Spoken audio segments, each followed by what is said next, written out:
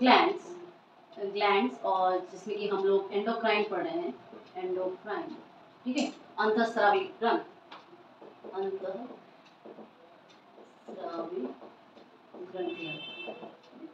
अंतःस्रावी ग्रंथियां, जिसमें हम लोग एक्चुअल में इसके हार्मोन्स के बारे में हम लोग डिस्कस कर रहे हैं, हार्मोन्स, राइट। और इन्हीं हार्मोन्स में मैं आपको बताऊंगी कि आज हम लोग पढ़ेंगे पैनक्रियाज, राइट, पैनक्रियाज। आपने देखा होगा कि रिसेंट एरा में पैनक्रियाज काफी चर्चा में है because of this biggest disease called diabetes, ठीक है, डायबिटीज जिसे हम हिंदी में मधुमेह कहते हैं, ये इसके वजह से ही ज़्यादा चर्चा में है। और मैं आपको ये कहना चाहूँगी कि इंडिया जो है डायबिटीज़ का सेंटर है, सबसे ज़्यादा आपको ये मिलेगा इंडिया में, फर्स्ट ऑफ ऑल। और डायबिटीज़ भी हम लोग बहुत एक्सेस डिटेल में आज डिस्कस करेंगे कि जितने सारे भी आपने डायबिटीज़ के बारे में सुने हैं ना कि फ्रीक्वेंट यूरिनेशन, ठीक है, कि बार बार यूरिन जाना, फिर आपको ज़्यादा प्यास लगना, फीलिंग ऑलवेज थर्स्टी, ठीक है, या बार बार आपको फील होता है कि पानी पिए, या क्या ऐसा कुछ है कि हमें डायबिटीज़ है और हम कंट्रोल करके ले रहे हैं और फिर भी हमें दवाई नहीं खानी है, बिना दवाई खाए ऐसा चलेगा? तो ये जो मिथ है इसको भी हम लोग ठीक करेंगे, एक्चुअली क्या रीज़न है, और इवन हम लोग इसके कॉजेज, साइंटिफिक कॉजेज और प्रिवेंशंस, और साथ ही साथ हम लोग इसके ट्रीटमेंट, सारी चीज़ों के बारे में डिस्कस करेंगे। इवन हम लोग जो इंसुलिन क्या रोल प्ले कर रहा है वो भी डिस्कस करेंगे। और आप बोलोगे कि क्या ये हेरिडिटरी है, क्या ये आजकल कम एज में हो रहा है, why they are initial age से, मैंने 40 से लेस ईयर्स में क्यों हो रहा है, या 40 से बड़े को कैसे होगा, क्या आदतें हैं, हम लोग ये सारी चीज़ें को डिस्कस करेंगे। But before that I will discuss pancreas, ठीक है, so give the heading pancreas. देखो, जब हम पैनक्रियाज की बात कर रहे हैं तो ये डिराइव कहाँ से हुआ है, तो आप बोलना कि ये एंडोडर्म ऑफ एम्ब्रियो, ठीक है, इससे क्या हुआ है, इसको डिराइव किया गया है, डिराइव, ठीक, पहली चीज। दूसरी चीज, अगर हम इसके लोकेशन के बारे में बात करें, कहाँ पर ये है, तो ये इंफीरियर ऑफ द स्टमक आपका कहाँ पर है, इस साइड में है, एंड आपका जो ये डायफ्राम है, राइट। सो है ना, आप जब हम लोग डाइजेस्टिव सिस्टम को डिस्कस करते हैं तो आप बोलोगे कि bend of duodenum and inferior of stomach. और मैं अगर आपको रफली दिखाने जाऊं तो देखो ये क्या है, ये हमारा स्टमक है, स्टमक क्या है, ठीक है, इस साइड में आपका लीवर है, यहाँ पे आपका गॉल ब्लैडर है, राइट, और साथ ही साथ ये जो आपका है ना, ये एक्चुअली आपका पैनक्रियाज है। यहाँ पे पैनक्रियाज दोनों चीज है, एंडोक्राइन और एक्सोक्राइन दोनों तरफ के हैं। आज हम लोग पैनक्रियाज का एंडोक्राइन किस्म का चीजें पढ़ेंगे क्योंकि हम लोग को क्या स्टडी करना है, इंसुलिन के बारे में स्टडी करना है।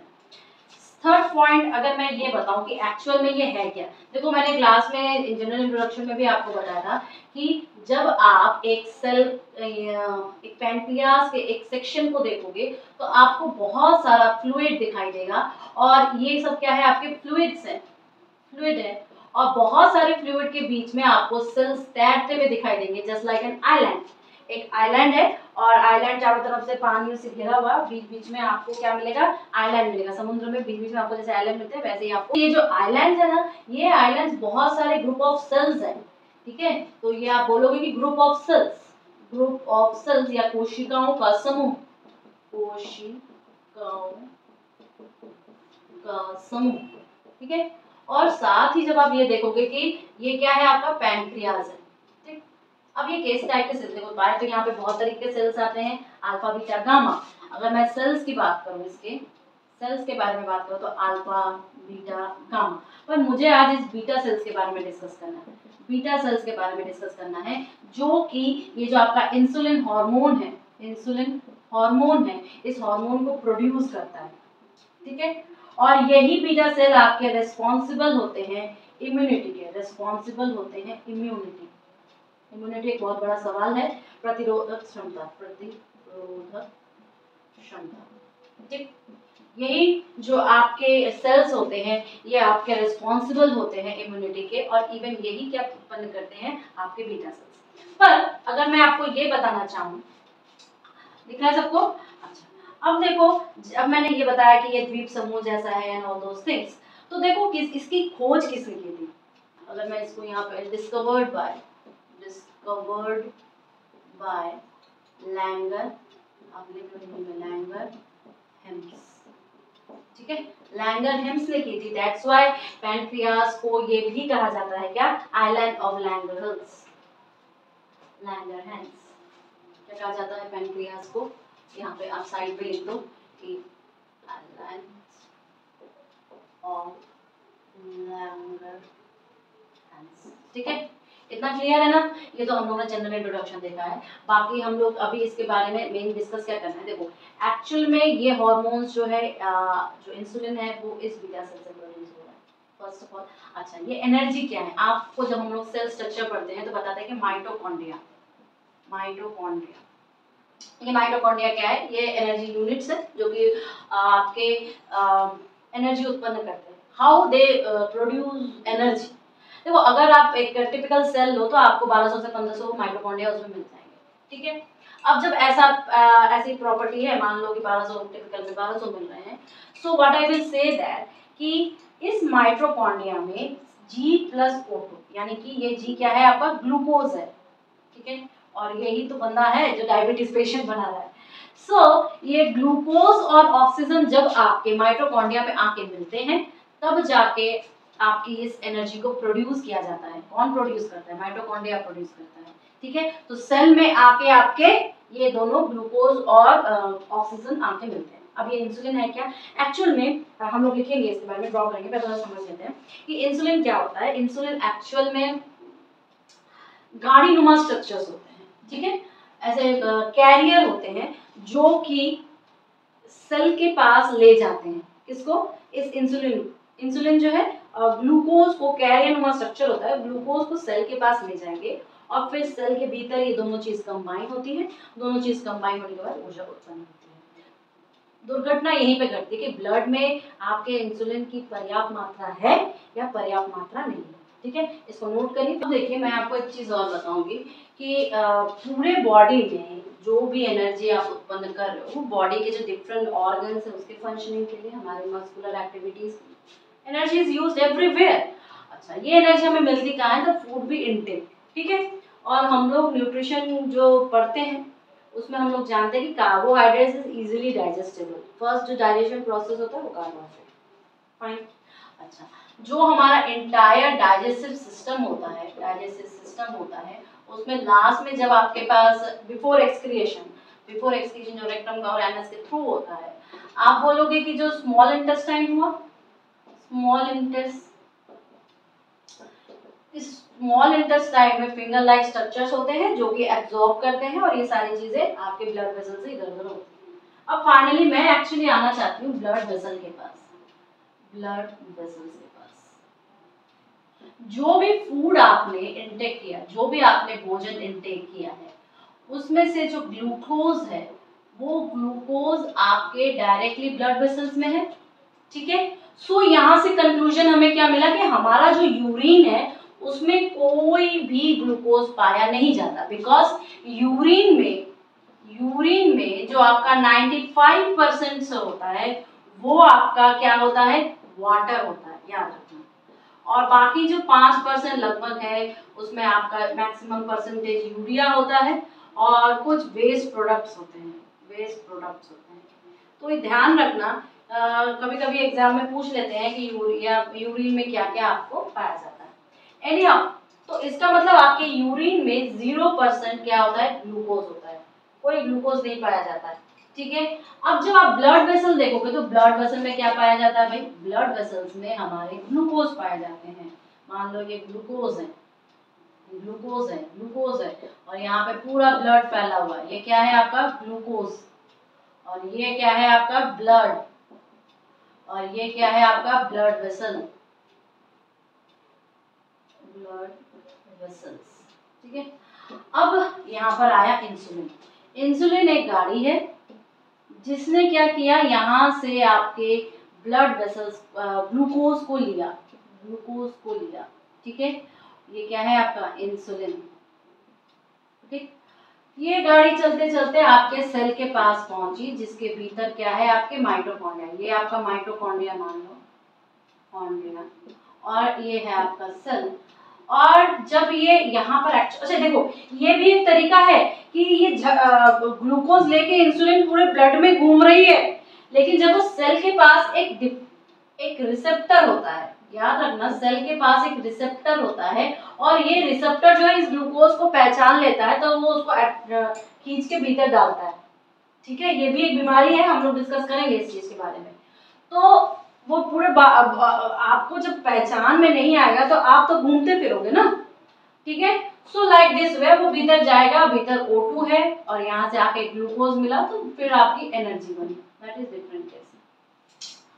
अब मान लो कि आपके पास क्या है, यही ब्लड वेसल्स आपके कहाँ पे जा रहे हैं, यही ब्लड वेसल्स आपके किडनी में भी जा रहे हैं भाई, किडनी में भी जा रहे हैं। किडनी क्या करती है, ये आपकी किडनी है, किडनी क्या करती है, फिल्ट्रेशन का प्रोसेस करती है, फिल्ट्रेशन का प्रोसेस करती है। लास्ट में जो इसका एक्सक्रीशन होता है वो क्या होता है, आपका यूरिन होता है, राइट।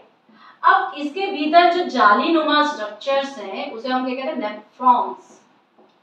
हम लोग पढ़े हैं ये सारी चीजें, नेफ्रॉन्स कहते हैं। हमारे पास ये आपका माइटोकॉन्ड्रिया जो है एनर्जी बना रहा है, ब्लड आपका जो ग्लूकोज है वो इसमें। अब हमारे पास दो सिचुएशंस बने, एक तो हमारे ब्लड में ग्लूकोज जो है वो ज्यादा है, और एक हमारे ब्लड में ग्लूकोज जो है वो क्या है, कम है। तो दोनों ही सिचुएशन हमारे लिए खतरनाक है। क्लियर है, इसको नोट करिए, फिर हम लोग आगे बढ़ते हैं। मैंने एक रफ डायग्राम बनाया है। तो देखो यहाँ पे दो चीजें हैं, अगर हमारे बॉडी में, अगर मान लो कि हमारे बॉडी में इंसुलिन का उत्पादन कम हो रहा है, मींस इंसुलिन जो प्रोड्यूस है, प्रोडक्शन है, वो क्या है, लेस है, कम उत्पादन हो रहा है। इसका मतलब क्या कि हमारे जो इस ब्लड वेसल्स में पहले से ग्लूकोज है, उसको यहाँ से सेल में पहुंचाने वाले जो गाड़ियां हैं, इंसुलिन जो है वो कम है, यानी कि एनर्जी उत्पादन कम हो रहा है। एनर्जी उत्पादन कम है, व्यक्ति जो है ना, तो अकेला सा हमेशा ऐसा ही रहेगा, थका हुआ सा रहेगा।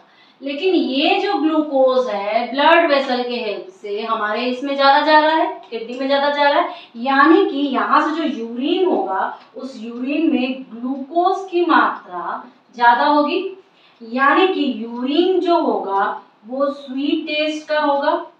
ठीक है, क्योंकि वो ग्लूकोज ज्यादा है उसमें। सो फॉर दैट वो एक डायबिटीज पेशेंट है। इसका मतलब क्या है, वो डायबिटीज पेशेंट है। अब ये इंसुलिन कम उत्पन्न हो रहा है, क्यों कम उत्पन्न हो रहा है भाई, क्योंकि देखो इंसुलिन उत्पन्न कौन करता है, प्रोड्यूस कौन करता है, प्रोड्यूस करता है हमारा बीटा सेल्स। मान लो ये बीटा सेल्स अगर डैमेज हो गए, अगर ये बीटा सेल्स डैमेज हो गए, that means they are producing less insulin, and that's why उसको पेशेंट जो हुआ उसको डायबिटीज हुआ है। ठीक है, सो हम आपको यहाँ पर एक इम्पॉर्टेंट चीज ये बताएंगे कि ये जो बीटा सेल्स हैं जो उत्पन्न होते हैं, ये आपको 40 इयर्स के लेज एज में भी दिख जाएगा। पहली चीज, अगर ये ऐसा है बीटा सेल्स खुद को ही डैमेज कर रहे हैं, तो वो ऑटो इम्यून डिसीज कहेंगे, ऑटो इम्यून डिसीज। अब ऑटो इम्यून डिसीज क्या है, देखिए ऑटो इम्यून डिसीज वो डिसीज होते हैं, हमारे जो बॉडी है उसकी एक प्रॉपर्टी होती है कि वो एंटीबॉडीज प्रिपेयर करते हैं।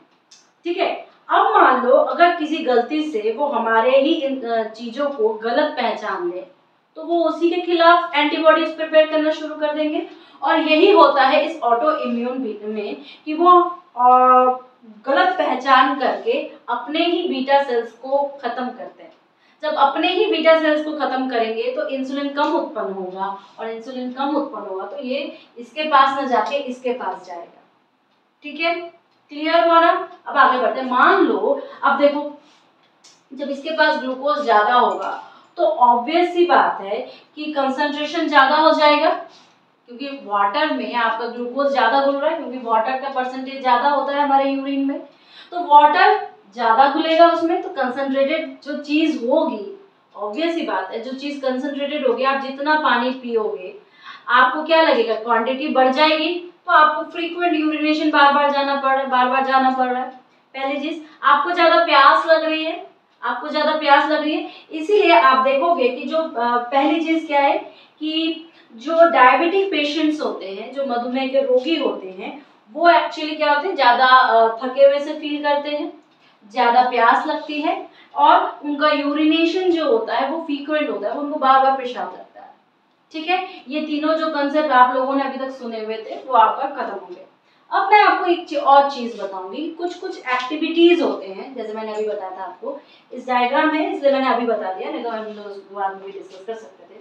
देखिए एक्चुअल में क्या होता है कि ये इंसुलिन ही ग्लूकोज को लेके घूम रहा है, तो हमारी जो एक्टिविटीज होती हैं, जैसे कि एक्टिविटीज के नाम पर हम लिख सकते हैं आपको एक्टिविटीज या हमारी आदतें, अल्कोहल, ओबेसिटी, कोई भी आप फिजिकल एक्टिविटी नहीं कर रहे हो, फिजिकल एक्टिविटी कुछ भी नहीं है, नो फिजिकल एक्टिविटी, तो ये सारे जो आपके प्रॉपर्टीज है ना, ये सारे प्रॉपर्टीज जो क्या करते हैं, आपके इस रिसेप्टर को डैमेज करते हैं।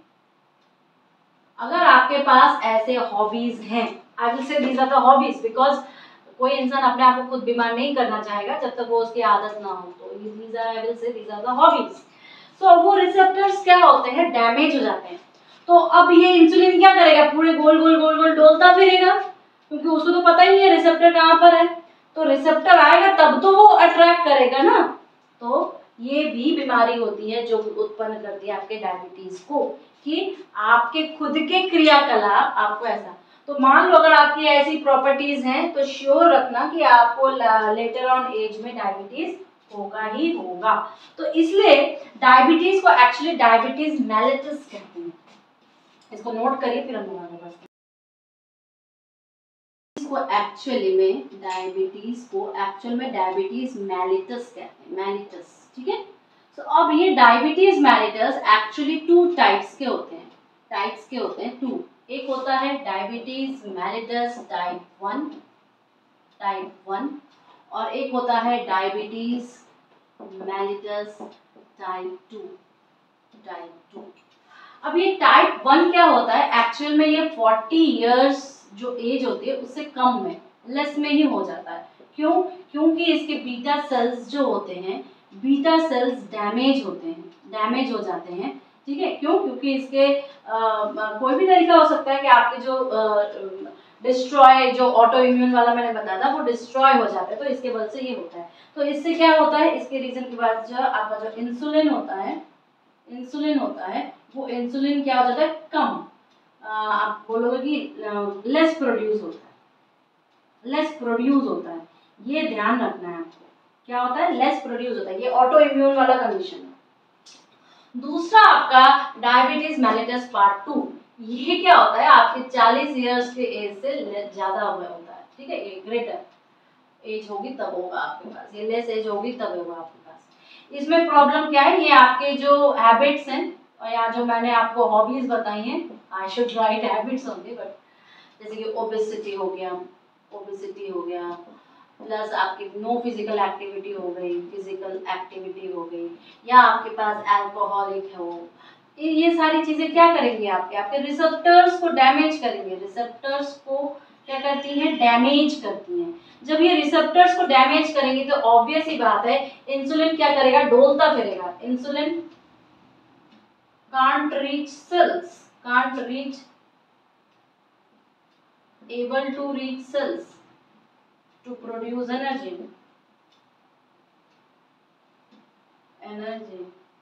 in mitochondria। तो याद रखना, ये जो आपके डायबिटीज 2 वाले हैं, इनके पास इंसुलिन की कमी नहीं होती है, they have normal amount of